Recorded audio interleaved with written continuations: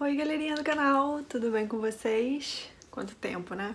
Bom, eu demorei muito pra gravar, confesso, mas é porque eu estive bolando um vídeo que eu acho que vai ser de muita importância pra vocês. Um vídeo que foi sugerido por um amigo meu, o Diego, do canal Diversilínguas, que inclusive já fez uma entrevista com a gente no canal dele, com relação a dicas, né, técnicas para a pessoa poder perder o acento.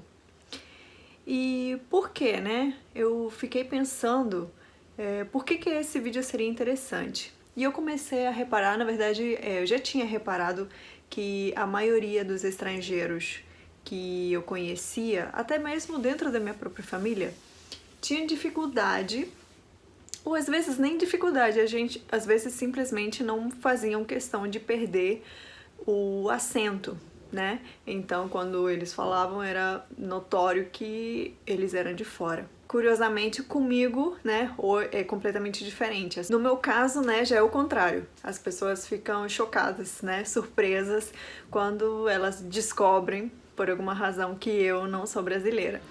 Então, antes de iniciar o vídeo, a gente já tá com quase 10k no canal e sei que recentemente entraram muitas pessoas novas. Antes de iniciar o vídeo, eu quero me apresentar, né? Pra quem tá chegando agora, não acompanha muito o canal, não sabe muito da minha história. Eu sou Fiorella Romero, eu sou peruana de nascença e eu tenho 31 anos, moro no Brasil há mais de 18 anos. Eu vim pro Brasil quando eu tinha 12 anos sem saber falar nada, nada, nada.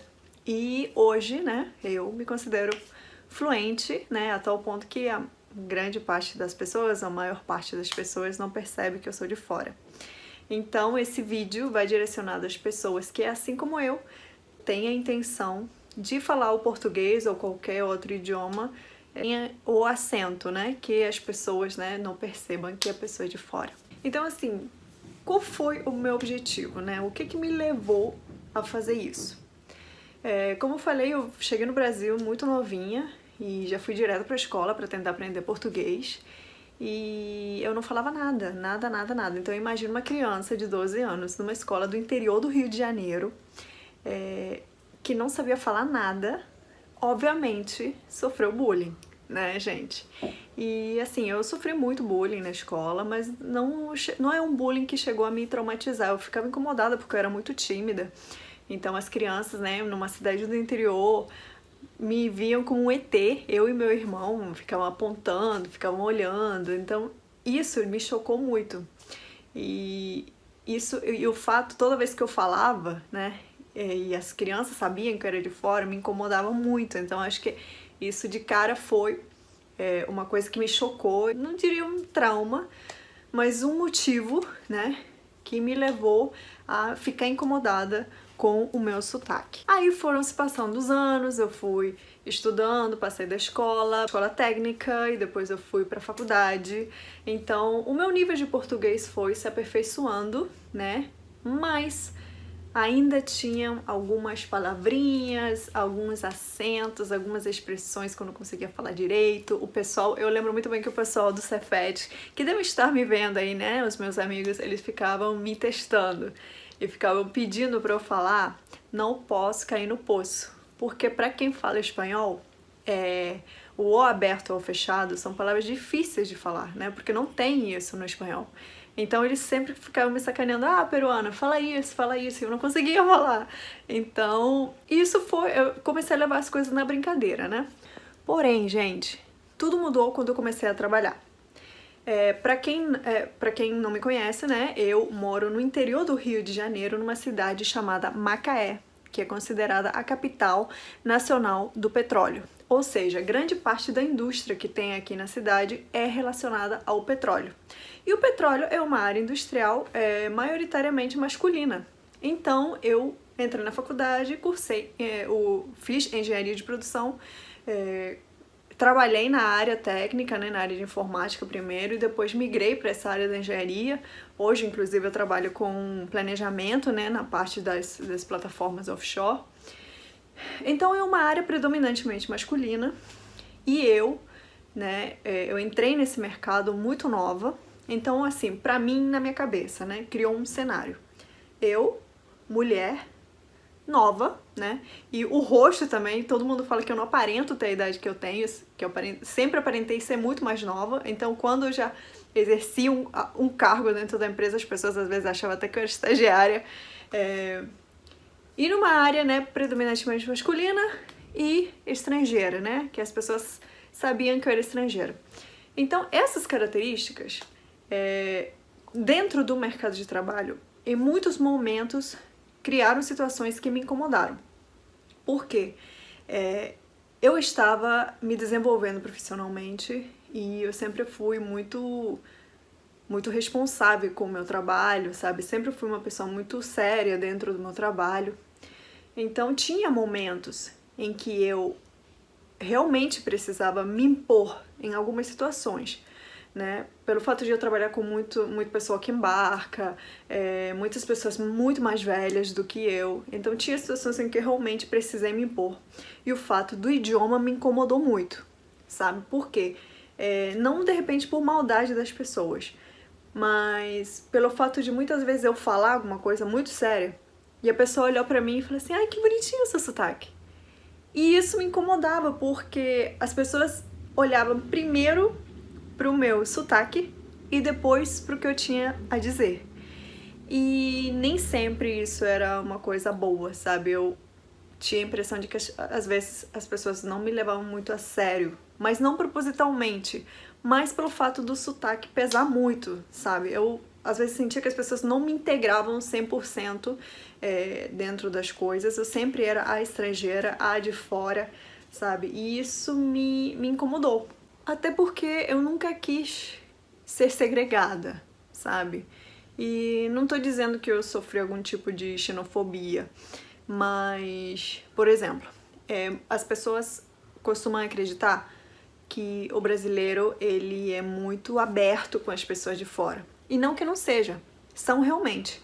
Muito de abraçar a pessoa de fora, muito extrovertido, sabe? De querer que a pessoa conheça e tudo mais. Só que eu acho que vai até certo ponto. Quando a pessoa é de fora, é uma coisa. Mas quando a pessoa está dentro da sociedade, dentro do mercado de trabalho, competindo com um brasileiro de igual a igual, acho que as coisas mudam um pouquinho, porque acredito que seja natural, né, de que a pessoa fique com um pouco de receio, né, com aquele pensamento de que a pessoa tá vindo roubar meu emprego, porque é uma coisa que eu mesma já ouvi, e acho muito engraçado, porque depois, né, de eu melhorar minha fluência e as pessoas não perceberem mais de que eu sou de fora, eu estive numa situação em que as pessoas estavam falando sobre migração, né, de pessoa de fora pro Brasil, e a pessoa falou isso do meu lado. A pessoa sabia que eu era de fora, mas ela não lembrava, né, pelo fato de eu não parecer mais que eu era de fora. Ela falou assim: esses estrangeiros vêm pro Brasil tudo roubar no seu emprego, eles têm que voltar pra terra onde eles nasceram. E depois de uns 2 minutos, a pessoa olhou pra mim e falou assim: não, mas eu não tô falando de maldade não, assim, me desculpa, a pessoa pediu perdão milhões de vezes, mas eu achei curioso, sabe, porque é um pensamento, eu acredito que seja normal, né, não só dos brasileiros, como de repente de qualquer nacionalidade, mas eu não queria que tivesse essa diferença comigo, eu queria ser tratada de igual a igual, e eu senti isso nos momentos em que a minha fluência não era total, assim como meu pai, pra quem já viu vídeos do meu pai fala muito, de uma forma muito carregada, então sempre tiveram situações em que o fato do idioma acabou sendo um probleminha, sabe? Então vamos lá, acho que já, né, introduzi demais o assunto. Na verdade, eu nunca achei que eu tivesse feito nada demais pra poder melhorar a minha dicção, né, minha pronúncia no português, mas como tiveram muitas pessoas me perguntando, eu vou deixar algumas técnicas que eu fiz ao longo de anos, né, ao longo de meses, e o ponto crucial para qualquer coisa que você for fazer na vida, né, mas principalmente se tratando desse assunto que eu estou falando agora, é a disciplina, tá? Tem que ser uma prática constante, ao ponto de chegar a você perceber uma mudança na percepção da onde você está. Porque eu sempre tive minha mãe sempre falou que eu tive muita facilidade de pegar a fala das pessoas, sabe? Mas isso eu acho porque eu sou uma pessoa muito observadora. Eu gosto muito de olhar as pessoas quando elas falam. Chegou o ponto de eu olhar tanto e reparar tanto que eu percebo até os trejeitos da pessoa falar, sabe? Às vezes, quando eu convivo muito com a pessoa, eu pego até os trejeitos da pessoa falar, de mexer as mãos, as manias na fala. Então, acho que isso é uma coisa muito importante, né? Então, vamos lá, vou falar as técnicas. A primeira, que eu já falei, é a disciplina. Seja constante, pratique um pouquinho todos os dias. Todos os dias, tire uns 10, 15 minutos para você treinar. Nada demais, não precisa ser um treino assim maçante, porque vai chegar um ponto que você vai ficar doido e vai virar um peso e você vai enjoar. Então assim, pega, nem que seja todos os dias, enquanto você tá fazendo as coisas e fica treinando, tá? Disciplina. O segundo item é a atenção, que eu falei anteriormente. Presta muita atenção na forma que a pessoa fala, o jeito que a pessoa pronuncia as palavras. Cada língua ela tem uma entonação diferente. O espanhol tem, o português também, dependendo de cada região, é um jeito de falar diferente, sabe? E eu lembro disso muito na época que eu cheguei no Brasil, que eu não entendia nada do que as pessoas falavam, mas eu escutava o ritmo da fala, sabe? Isso é muito engraçado, principalmente quando você está aprendendo uma língua que você não entende. Repara a música na hora da pessoa falar. Cada região, cada país tem a sua própria entonação. Então repara muito bem nesse jeito peculiar de cada lugar, de cada região, tá? Porque isso é muito importante também para você melhorar a tua fluência. Terceira coisa, identifica as palavras mais difíceis. Eu sei que se você está no início de aprender uma língua, tudo vai ser difícil, né? Então você tem que treinar, até chegar a um ponto, um nível avançado, em que você já vai conseguir falar a maioria das palavras, mas sempre vai ter uma ou outra palavra ou uma frase, desculpa, que vai ser mais difícil. E é nessas pequenas palavras, nesses pequenos detalhes, que a pessoa vai saber se você é fluente ou não. E isso acontece comigo até hoje. Até hoje. Inclusive tem um vídeo que a gente fez aqui no canal, que são as palavras mais difíceis de falar no português. E são essas palavras com o aberto, o fechado, com Z, S, e que às vezes ainda me causam um pouquinho de confusão. Então assim, eu cheguei num ponto em que eu me considero fluente, mas não me considero 100%. Por quê? Porque ainda tem algumas palavrinhas que eu preciso me concentrar para falar, ou eu preciso falar devagar, porque se eu falar rápido, vai sair errado. E eu acho isso engraçado. É uma técnica que eu uso até hoje e que você de repente pode usar também. Se você sabe que em algum contexto da tua fala você vai dizer alguma palavra que é muito difícil, que você ainda não consegue falar direito, fala devagar. Se errar, não tem problema, repete, que é o que eu faço até hoje. E tenta treinar em casa mesmo, sabe? Lembra da disciplina? Pega essas palavrinhas e fica repetindo em casa. Por exemplo, eu tinha muito problema com avó e avô, sabe? A diferença do aberto ou fechado. Minha mãe, por exemplo, não consegue falar isso até hoje. Então, é você prestar atenção na diferença avó, avô. É quase imperceptível para quem é de fora. Quem é brasileiro vai saber a diferença. Mas eu fico treinando. Mas ainda assim, até hoje, na hora de falar, eu falo bem devagar, me concentro e, falo o que tenho que dizer. Então, se você tem alguma palavra, seja ela em português, seja ela em espanhol, seja ela, enfim, em qualquer língua, anota, faz uma listinha e tenta treiná-la todos os dias. Na hora de falar, você fala devagar. Devagar e se concentra, tá? E acho que assim, a quarta técnica, acho que é uma mistura de tudo. Como eu falei, eu não acho que eu tenha feito nada demais. Na época eu não tinha dinheiro para ir, de repente, numa fonoaudióloga, que é uma pessoa que de repente, consegue trabalhar isso de forma profissional. Mas eu fiz o que eu pude e eu estou muito satisfeita com o resultado, sabe? Hoje eu me considero fluente, né? Digamos que eu me considero 99,9% fluente, porque ainda tem 1% de palavras que eu não consigo falar bem, assim, de forma espontânea, né? Como eu falei, eu preciso me concentrar. Mas é isso, eu acho que principalmente você imitar muito no início, não ter vergonha de você imitar, não ter vergonha de falar errado, porque faz parte do aprendizado de um novo idioma. Eu falei errado e falo errado às vezes até hoje, mas a questão é essa: se corrigir, treinar, sabe? Se você realmente faz questão de perder o acento, você reparar muito nas pessoas e imitar. Vai ter que ser na imitação mesmo, sabe?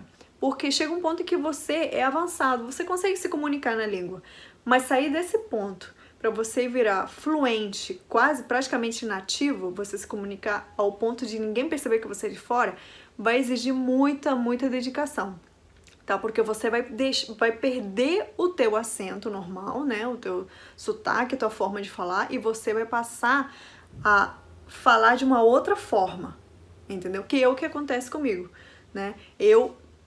Quando eu falo espanhol, eu falo de um jeito, né, com um sotaque, e quando eu falo português, eu falo com o acento brasileiro.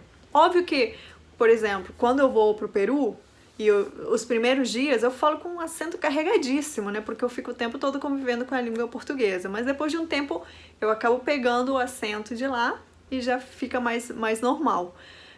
Mas é isso, eu fiquei, acho que tão com a mania de observar as pessoas que depois fica uma coisa natural. Então, repara bastante no jeito que as pessoas falam. Se por exemplo, você está treinando alguma língua estrangeira, né? Por exemplo, o espanhol, e você quer aprender especificamente o acento de um determinado país. Se você tem um amigo que fala a língua, ou se você segue alguém no YouTube, né? Hoje que a gente tem confinamento, que não está podendo encontrar ninguém, segue alguém do país, treina, observa o jeito que fala, observa a forma que as pessoas falam, porque isso ajuda muito, tá? Também aqui no português as pessoas falam e se expressam junto com o corpo. Então isso faz muita diferença também, sabe? Aqui no Rio, pelo menos as pessoas se comunicam muito assim: ah, vaza, vamos, bora, partiu. Isso faz parte, né, também da fluência no idioma. Então observa, até as gírias, sabe, ajuda também, mas depende muito do teu foco, né? Às vezes você tá querendo uma coisa muito profissional, então vale a pena você se manter, né, com a linguagem mais profissional. Mas se é uma coisa mais do dia a dia, procura, na internet tem muito material, muitos youtubers, sabe? E acho que é o válido, sabe? Você tentar, você treinar, você ter disciplina, você ter uma listinha das palavras, sabe, que te dão mais dificuldade de pronúncia, e fica treinando. Com o treino, eu acho que tudo se consegue, pelo menos comigo foi assim. Bom, gente, foi um vídeo curtinho, né? Espero que alguma dessas técnicas que eu passei pra vocês sejam de ajuda, né? Eu tentei recompilar mais ou menos todos os exercícios que eu fiz ao longo desses anos. Como eu falei, eu não acho que seja nada demais, mas a pessoa tem que ser constante. E tem que botar força de vontade, eu acho, sabe? Porque, claro, se for do seu objetivo, né? Porque a maioria das pessoas buscam muito se comunicar. E a partir do ponto que se comunica, depois não tem mais interesse em de repente, aperfeiçoar a fluência, né? Mas se o seu caso é perder o acento, com essas técnicas eu acredito que você vai conseguir, porque foi o que eu fiz. Como eu falei, não tinha muita opção de procurar fonoaudióloga ou coisa assim, e hoje eu falo do jeito que eu falo.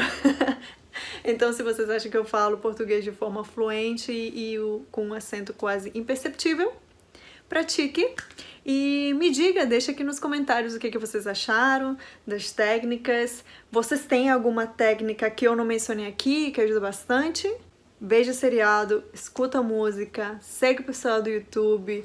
E é isso, gente. Espero que esse vídeo sirva de ajuda para vocês. Até a próxima. Beijo!